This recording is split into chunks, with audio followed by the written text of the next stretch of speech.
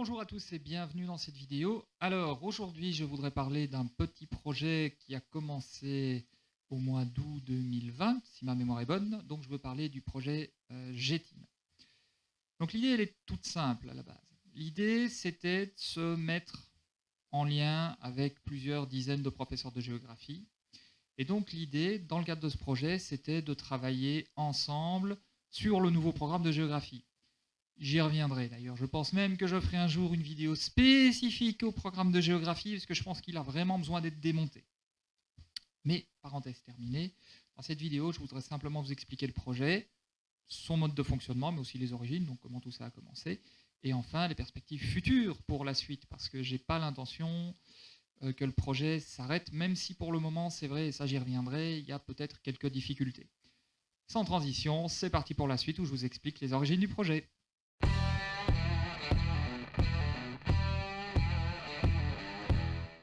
Alors, aux origines, bon, ça a démarré en août 2020. Et donc, il y avait un concours de circonstances, si vous voulez. Bon, l'idée m'avait déjà travaillé depuis un moment, mais là, on était tous confinés. C'est-à-dire qu'on était obligés de rester chez nous, on ne pouvait pas faire grand-chose. Donc, je me suis dit, bon, s'il y a bien un moment où il faut lancer l'idée, c'est maintenant. Et donc, j'ai lancé l'idée. Ensuite, il y a aussi le nouveau programme. Alors, le nouveau programme, je vais le redire souvent, à mon sens, il est vide, il est creux et il est pourri. Je pourrais paraphraser Jean-Pierre Coff, mais je ne le ferai pas ici. Beaucoup de gens ne le comprennent pas et pensent que c'est parce qu'ils ne sont pas géographes. Mais en fait, pas du tout, pas du tout. Même les géographes ne le comprennent pas. Donc, il y a vraiment un problème à ce niveau-là. Et donc, c'était vraiment, vraiment catastrophique de travailler avec ce programme, d'autant plus qu'on était laissé sans ressources, sans aide, sans manuel, sans rien. Et on devait essayer de comprendre quelque chose, et évidemment de donner du sens. Mais quand on vous demande de donner du sens à quelque chose qui n'en a pas spécialement au premier abord, c'est quand même compliqué. Et alors, il y a eu aussi un autre facteur. Oui, il y a un autre facteur qui me taraude depuis un petit moment. Je trouve que l'organisation du travail dans l'enseignement est fondamentalement stupide. Je m'explique. Au lieu de se mettre tous en commun, comme on est en train de le faire ici, on bosse tous, chacun de son côté. Alors, quand on a la chance d'avoir des collègues, ça peut encore aller, mais souvent, pour les cours à 2 heures de type géo, on est souvent tout seul. Et c'est débile, parce que finalement, on est tous en train de réinventer l'eau chaude en même temps, et je me suis dit, mais pourquoi pas mettre tout le monde en commun, pourquoi pas rassembler plein de gens, chaque personne travaille sur une petite partie, puis on remet tout en commun et on s'échange tout. Et voilà, et donc c'est le contexte dans lequel l'idée a été lancée, et ça a plutôt bien marché en fait. Parce que quand on regarde un peu l'ensemble des contributions, on a l'ensemble des fiches savoir, l'ensemble des fiches savoir-faire, tout ça a été fait. On a une vingtaine de séquences pour le cours de 4e, une vingtaine de séquences pour le cours de 5e. Alors, aucune séquence n'est parfaite, mais ça, c'est un peu logique, je veux dire. On peut pas être dans le bon du premier coup. Mais je veux dire, on est quand même arrivé à quelque chose de très concret et de très conséquent, finalement. Et donc, ça a été quand même assez fatigant à mettre en place, mais finalement, je trouve que ça vaut le coup. Donc voilà, si vous n'avez pas encore contribué, si vous avez envie de nous rejoindre, etc., je mettrai tous les liens, que ce soit la page YouTube, la chaîne YouTube, la page Facebook, etc. Je mettrai tous les liens dans la description. Et si vous voulez nous rejoindre, venez, vous êtes les bienvenus.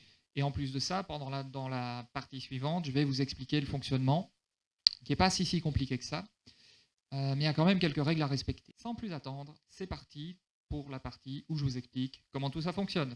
C'est parti!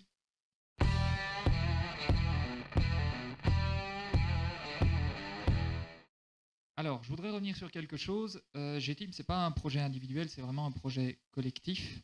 Alors, même si, l'idée vient de moi, le projet n'aurait pas pu être ce qu'il est sans l'aide de pas mal de gens. Je pense à Lydia, je pense à Romain, je pense à Brice, je pense à Fabienne, je pense à plein de gens qui ont contribué à GTeam. Sans eux, on n'en serait pas là. Et donc, je voudrais tout simplement les remercier. Donc, je pense que ça mérite quand même quelques applaudissements. Oui,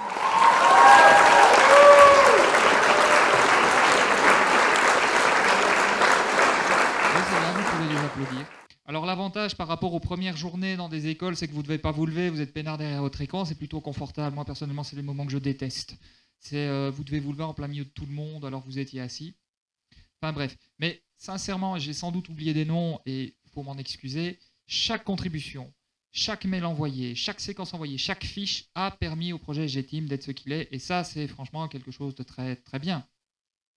Donc voilà. Donc c'est un projet collectif. Alors, comment ça marche? Bon, tout ce que je vais expliquer ici est résumé dans une fiche qui s'intitule Gteam mode d'emploi. Vous la trouverez en cliquant sur les 3 petits points en haut à droite de la page Facebook. Vous allez sur la rubrique documents ou fichiers, je ne sais plus, puis vous allez avoir une liste, et dans cette liste, vous allez avoir le fichier Gteam mode d'emploi qui vous détaille de manière très précise la procédure à suivre pour envoyer vos données. Bon, alors le fonctionnement, il est tout simple. Vous nous envoyez un petit truc, ce que vous voulez. Les fiches théoriques sont faites, donc on préférait plutôt des séquences, mais enfin, bon, c'est jamais. Vous nous envoyez un petit truc qui correspond à 2 ou 4 heures de cours. 6 maximum, pas plus. Nous, dès qu'on reçoit votre mail, on vous donne accès au drive qui reprend l'ensemble des fichiers mis à disposition de tout le monde. C'est aussi simple que ça. Et donc, l'idée, on marche à la confiance, évidemment. Je ne vais pas m'amuser à relire toutes les lignes de chaque séquence. Déjà, rien que les documents en eux-mêmes sont très, très intéressants. Mais comme donc je dis, je marche à la confiance. Mais l'idée, c'est que vous risquez un petit peu, parce que évidemment, il faut avoir confiance dans ce genre de procédé, parce que j'imagine que certains ont peut-être peur de se faire avoir. Vous donnez un petit peu de ce que vous avez fait et vous récoltez beaucoup. Donc, le risque, en ce qui vous concerne, est minimum, et par contre, le gain est maximum. Là, j'aurais dû faire des études de marketing. Moi, je suis bon. Et donc, voilà. Vous nous envoyez une séquence de cours à l'adresse mail qui est reprise dans le document dont je vous ai parlé. Une fois qu'on reçoit votre mail, nous, on vous répond en vous envoyant le lien vers le drive qui vous permet de vous approvisionner en séquence de cours. C'est pas plus compliqué que ça. Eh bien, sans transition, je voudrais maintenant parler du futur du groupe parce que j'ai encore quelques idées. Mais il faudra aussi que je fasse quelques critiques et que je fasse mon autocritique aussi, parce qu'effectivement, je n'ai pas été parfait partout. On est humain. Alors voilà, j'ai fait une petite liste pour vraiment remercier tout le monde avant de passer à la suite, donc c'est-à-dire l'autocritique et les futurs du projet, les futurs du groupe. Donc je voudrais remercier donc Florence, je voudrais remercier Brie, je voudrais remercier, je regarde ma fiche pour voir si j'ai oublié personne. Je voudrais remercier Justine qui intervient fréquemment, Mathias, Romain, Caroline, Marilyn et tout le monde. J'ai oublié personne. Mathias peut-être, oui, je ne sais pas si je l'ai déjà dit. Si je ne l'ai pas dit, si je l'ai déjà dit, tant pis. Si je ne l'ai pas dit, ben tant mieux. Sans eux, j'aurais été incapable ou le projet aurait été ingérable, parce que c'est beaucoup trop pour une personne. Donc voilà, merci à eux. Et donc, maintenant, sans transition, on passe à la suite où je vais parler de quelques critiques, même si on ne va pas être dans l'autoflagellation, on va un peu réfléchir à comment faire vivre le groupe, parce que je pense que c'est le genre d'initiative qui a beaucoup à apporter. C'est parti!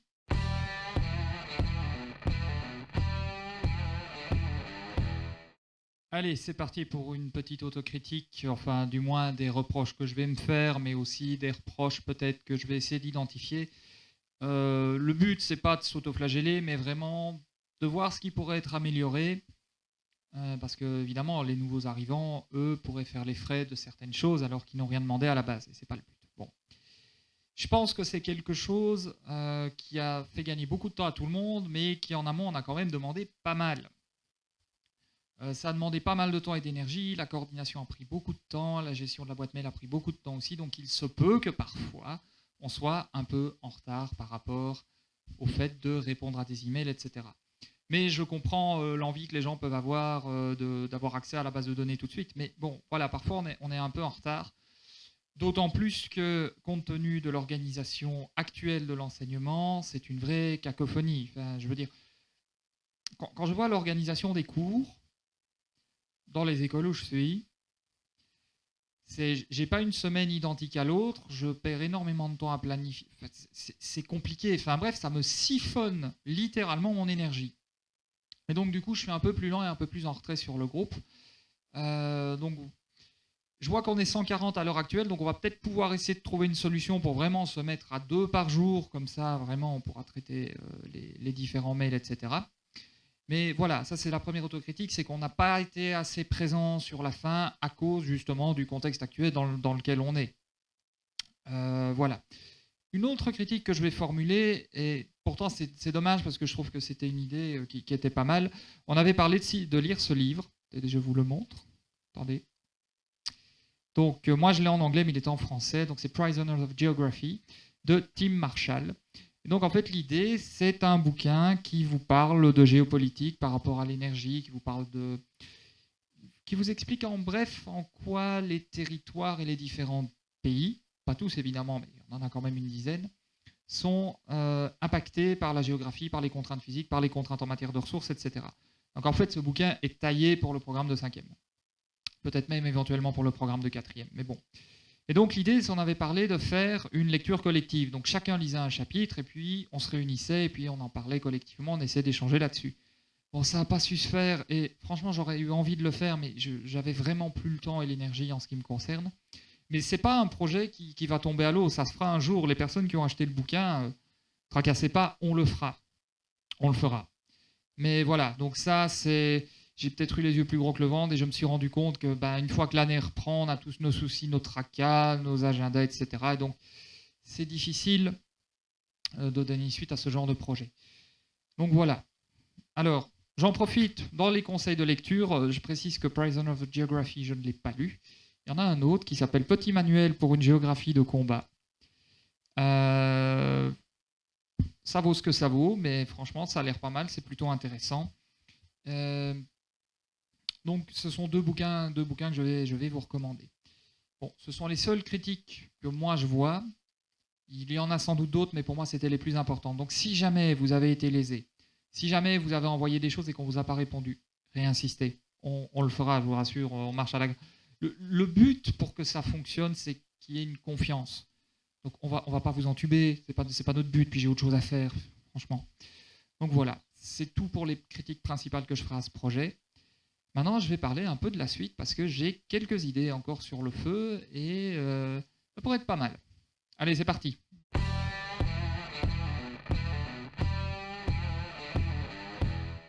Allez, c'est parti pour le futur de G-Team. Donc, bon, je pense que le projet est loin d'être mort, même s'il tourne un peu au ralenti pour le moment.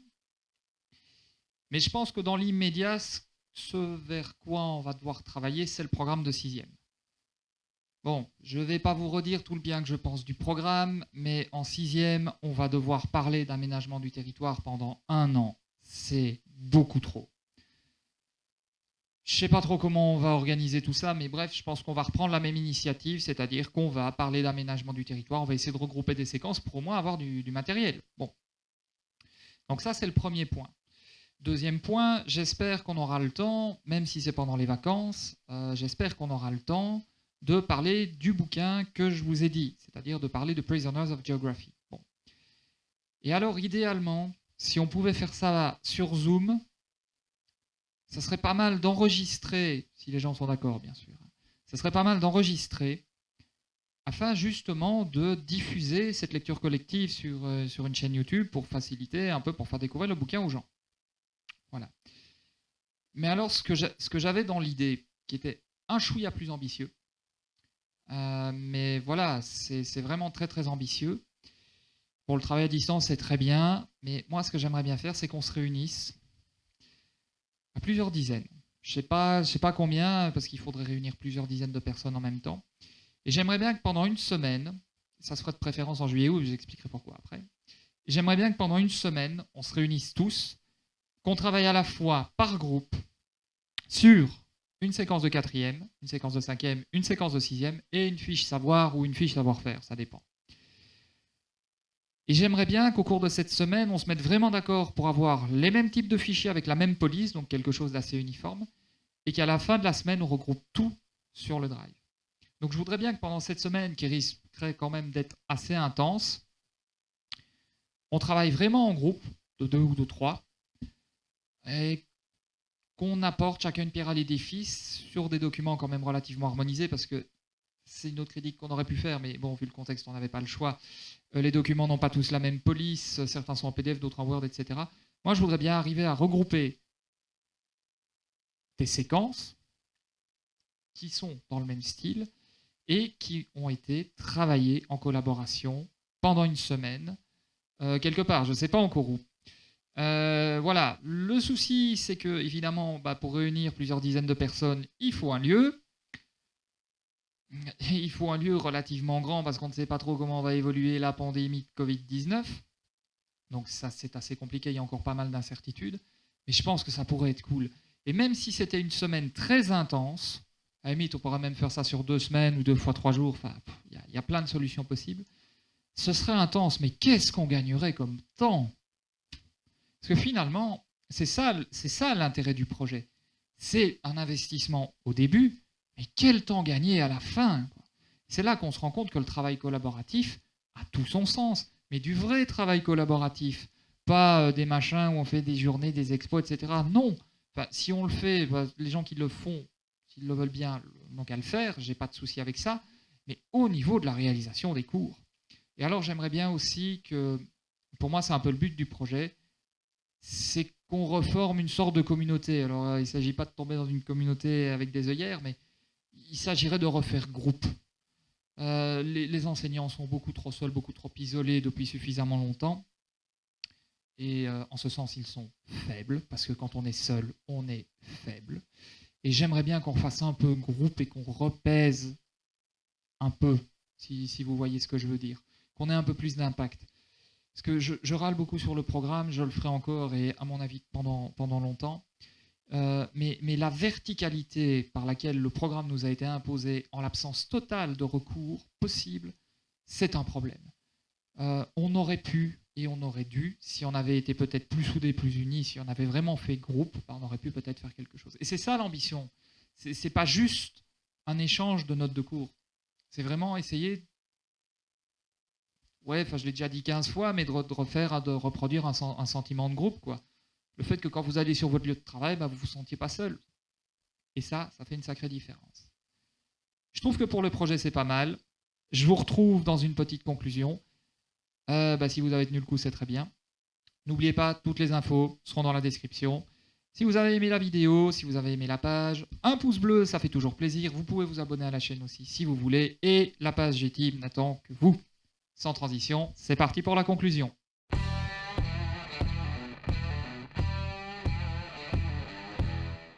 Voilà, cette vidéo est terminée. Merci de m'avoir écouté. J'espère que ça vous aura intéressé, que vous aurez un peu plus compris le fonctionnement du groupe. Je voulais le faire sous forme de vidéo parce que franchement, j'aime bien faire des vidéos. Ça, c'est peut-être le truc que j'ai découvert ces derniers mois, ces derniers temps.